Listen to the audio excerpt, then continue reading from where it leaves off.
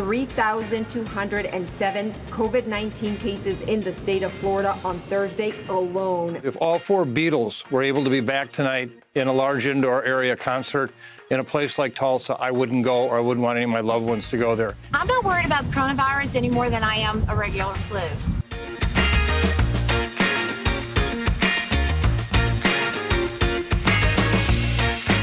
Welcome to Foursquare, the digital video show you can only find right here on Politico. My name is Eugene Daniels.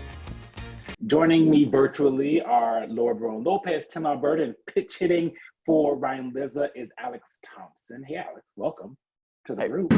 Thank you. Guys, what an upgrade. The first thing we want to talk about today is we are still very much in the middle of a pandemic. It doesn't always feel like that. And there feels like a disconnect between what we're hearing from health officials all over the country and lawmakers.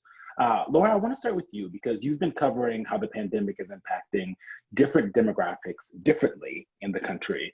And as we're recording now, you're finishing up a story on how the infection rates and hospitalizations of Latinos around the country are outpacing every other ethnicity and racial group. Talk a little bit about that.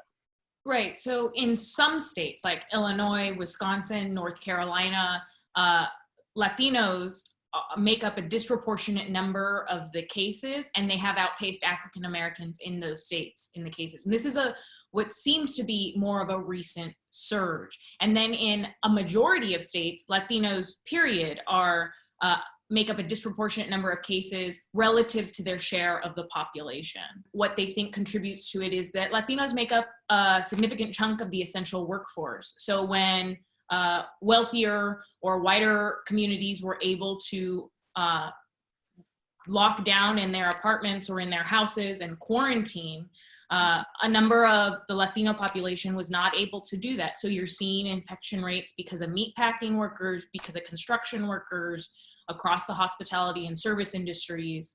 But there was a Harvard study analysis that just came out this week, and it has some really dire breakdowns on the devastating impact, mortality rate of this virus on Black Americans and on Latinos. And what it found was that those who are younger, from age 34 to 44, Latinos, they have a nearly 8 times greater mortality rate than white Americans in that same age bracket. And African Americans have a 9 times greater mortality rate than white Americans in that age bracket. Alex, so we have this divide in how it's affecting different ethnicities in the country, but we also have our partisan divide seemingly getting bigger here around it. It felt like kind of at the beginning of the pandemic, we had some moments of kind of love and bipartisanship coming together to fix the issue. It feels like that's kind of gone. Is it gone? And how has that impacted the response federally and locally? Yeah, I think it's completely gone. And what you're seeing is the consequences of having a scientific pandemic amidst an incredibly partisan, divided country. You have Republicans who resent liberals who for months were, in some ways scolding any small business that, wanted to open in the middle of the pandemic, and then, sort of were mute when it came to these huge Black Lives Matter protests the last few weeks. You have liberals that feel that conservatives are being sort of ignoring just the science altogether and are opening prematurely, and in some ways starting, resenting this sort of like culture war thing where people don't wear masks to show that they believe in freedom. The end result is that this pandemic is still with us, and the pandemic doesn't care what party you are part of. To Alex's point, a lot of states are actually seeing spikes now. I mean, Florida is on a record streak of the number of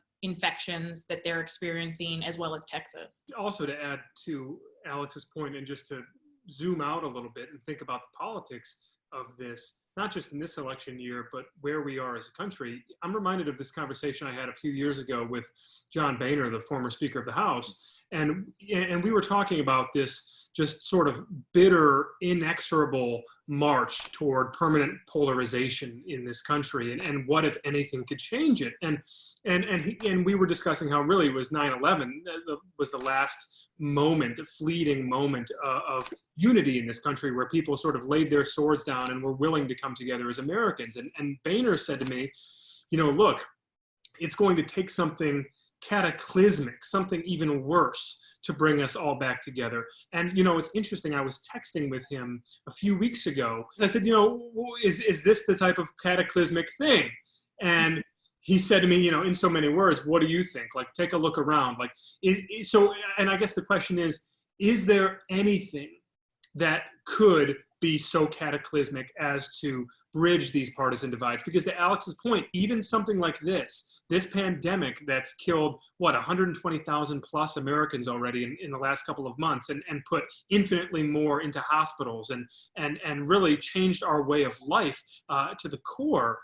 Even something as sweeping and as unprecedented as that has still sort of carved us up along the old political and cultural and socioeconomic fault lines that have become so familiar in this country. And not to be the Grim Reaper here, but it's just really, really depressing to think about, and there's no sign of it getting better.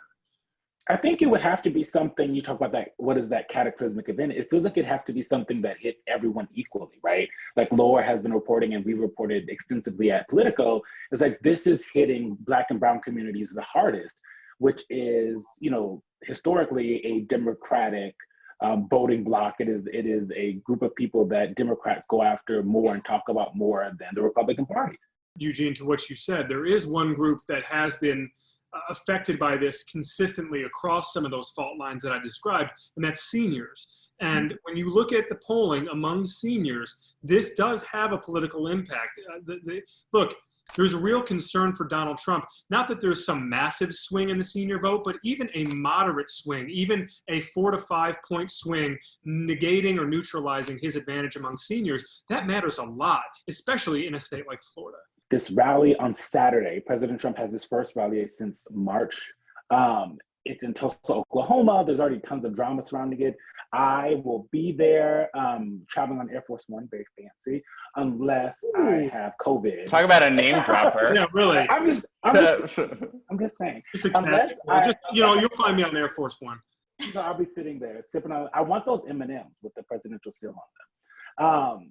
And Alex, it seems like Trump and the RNC are kind of poo-pooing social distancing at this rally quite a bit, right? Like saying that this is going to be huge and people are just going to be packed in there together. The campaign has made basically people acknowledge the liability of even attending, so that they won't sue the Trump campaign if they get COVID from attending.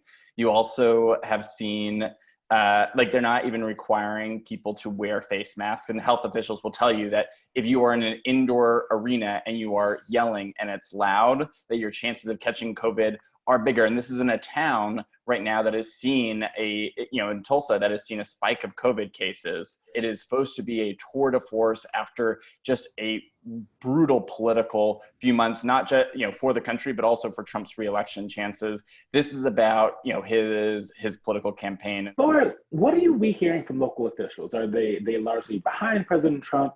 He won the state with 65% of the vote in 2016. The voting electorate may certainly still be behind Trump, but the local Tulsa County Health Commissioner has repeatedly said in the lead up to this event that this is very dangerous, that that there's nothing good about this scenario. Epidemiologists have been warning that it could be a mass spreader event, made worse by the fact that it is supposed to be indoors versus outdoors. The arena that Trump is having his rally at has canceled all other events for the foreseeable future, for at least like a month or more still out, and yet they are opening back up for this single event. Yeah. Tim, it seems like because of all the reasons Laura just outlined, Dems are ready to pounce if anything goes wrong at this rally, right? Like if it is this super spreader.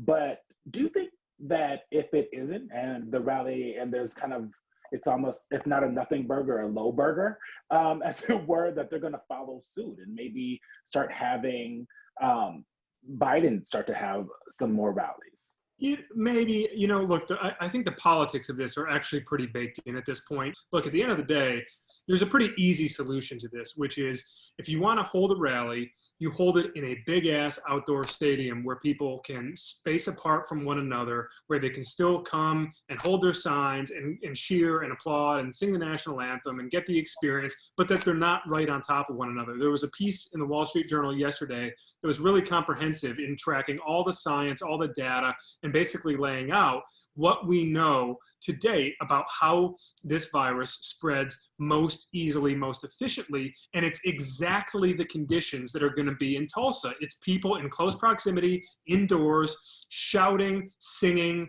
expectorating. I mean, like, this is, if you were to draw up the blueprint for how you spread COVID-19, this ain't far from it. And so No.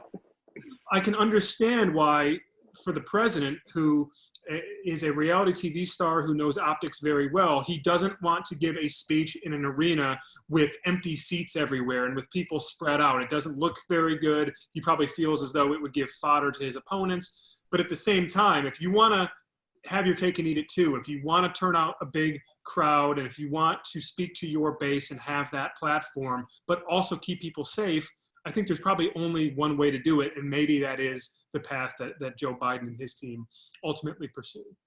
Wish me luck. I have an Good luck. I have an N95 mask, and hopefully. Did Politico buy you a hazmat suit to wear? They have not, but I'm going to hit up our editors and see if there's still time for that. Our last lightning round of the day is called What the What? So basically, I need something that surprised you this week, a piece of news that made you do a double take, left you gooped, left you gagged. I'm going to start with Laura.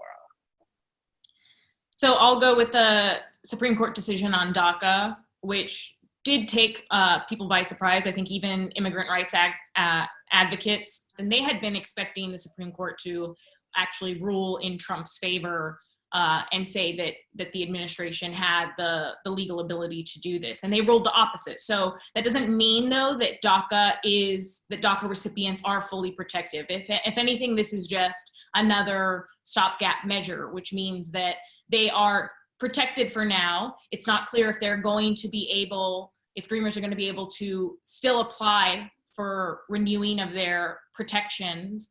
But most likely this is going to get kicked beyond the election, and either Trump, if he's reelected, or the next president will have to address it, as well as Congress.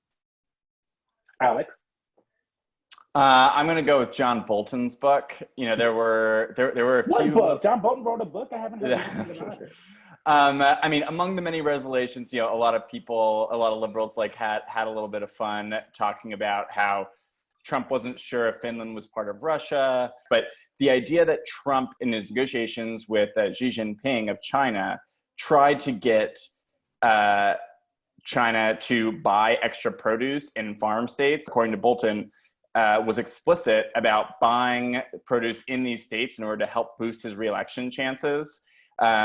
Even for with this presidency and the reality show, it was still a jaw-dropping moment for a national security advisor that was in the room with Trump to accuse the president of. Tim? Yeah, those are both good ones. I would probably go to the other Supreme Court decision on LGBTQ rights, and the ruling that came down from the Supreme Court was surprising on several different levels. First of all, you don't see many 6-3 rulings from this Supreme Court, and especially not on matters of sort of great cultural divide. That is traditionally where the court has been at its most divided. And yet you saw a 6-3 ruling in favor of protecting, of workplace protections for the gay community, for the transgender community. And the majority opinion was written by none other than Neil Gorsuch, the first appointee to the High Court from President Trump, and the sort of built-in justification that so many social conservatives would point to time and time and time again during the first couple of years of the Trump presidency to say, yeah, all this other crazy stuff happening, but what about Gorsuch? And now it's just astonishing, really, to consider the fact that yet another culture war has been lost for some of those folks on the right, and it was Neil Gorsuch who put the nail in that coffin. We've had a lot of wild weeks in 2020, but this week with those two decisions from the Supreme Court were some mind-blowing moments. I'll leave it there. Thanks for watching. As always, you can catch us right here every week covering politics as only Politico can.